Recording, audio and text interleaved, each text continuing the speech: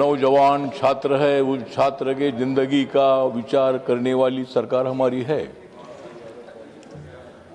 Opposition वाले जो भी आरोप लगाना है लगाते रहो। जितना आप हमारे ऊपर आरोप लगाते रहोगे उतना हम आपको भगाते रहेंगे। आरोप लगाने की आदत तो होती है, अपोजिशन में तो आरोप लगाना ही चाहिए, इंसाफ को लगता है, लेकिन उसको लोकतंत्र नहीं बोलते हैं। जरूर सुझाव आपने देना चाहिए। नीट को फिट करने के लिए मोदी सरकार ने ये बिल लाया है।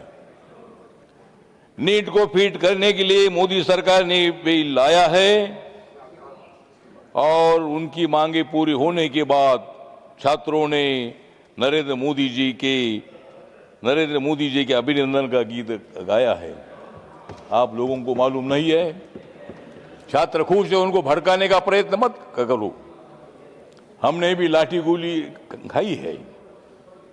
हम जब आंदोलन करते थे तब हम भी बोलते थे कि लाठी गोली खाएंगे, फिर भी आगे जाएंगे, और हमारे ऊपर भी बहुत बार लाठियां चलाई गई है। हम भी लाठी नहीं खाते थे तो डेप्यूटी चेयरमैन सर हम इधर नहीं आते थे। लाठी खाने के लिए हम आगे बढ़ते थे। पुलिस का सामना हम करते थे, तब बीजेपी की सरकार नहीं थी, ये कांग्रेस वालों की सरकार थी।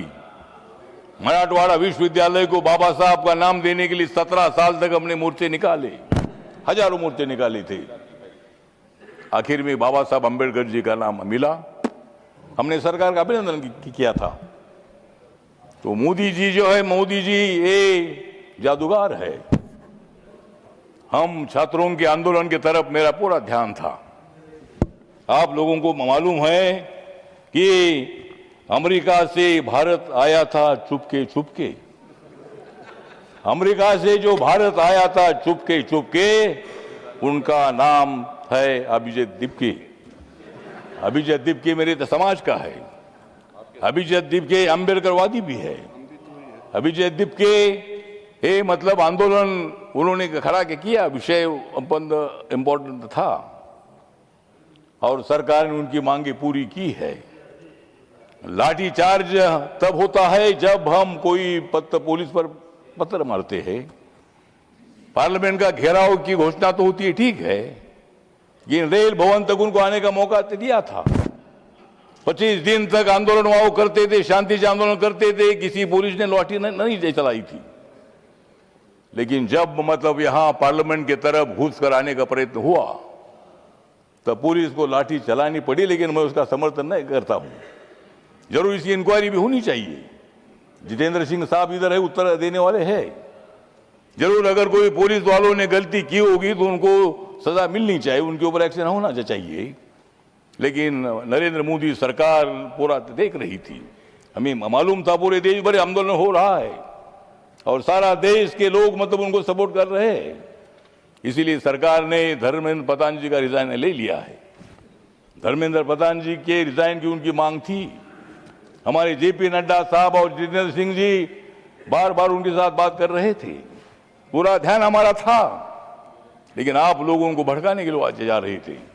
आप वहां जाकर मतलब उनको चेतावनी देने का प्रयत्न कर रहे थे, लेकिन वो छात्र जो थे उसमें कुछ छात्र घुस गए जो हमारे अभिजीत दीपके के साथ जो छात्र थे नहीं थे, और भी कोई मतलब उसमें छात्र थे।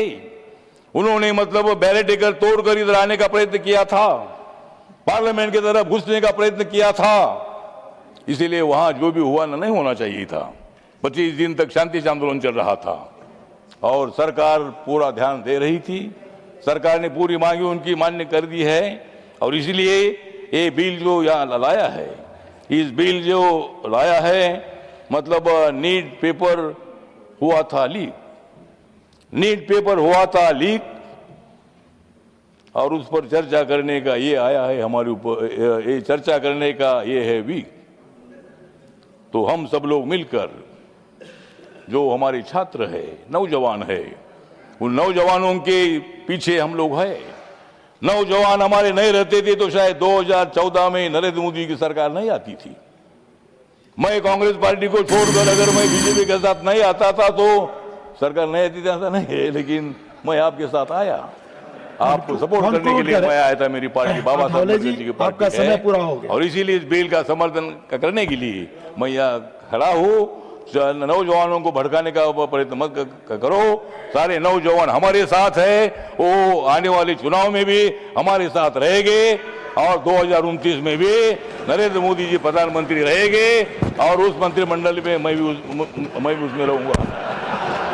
Thank you. अब इसीलिए मतलब ठीक की बात है, तो इसीलिए बिल जो है बिल पर सुझाव दे दीजिए। दोबारा पेपर लीक ना हो उसके लिए आपके सुझाव जरूर हम सुनेंगे और उसमें क्या परिवर्तन करना है उसके बारे में हमारे सरकार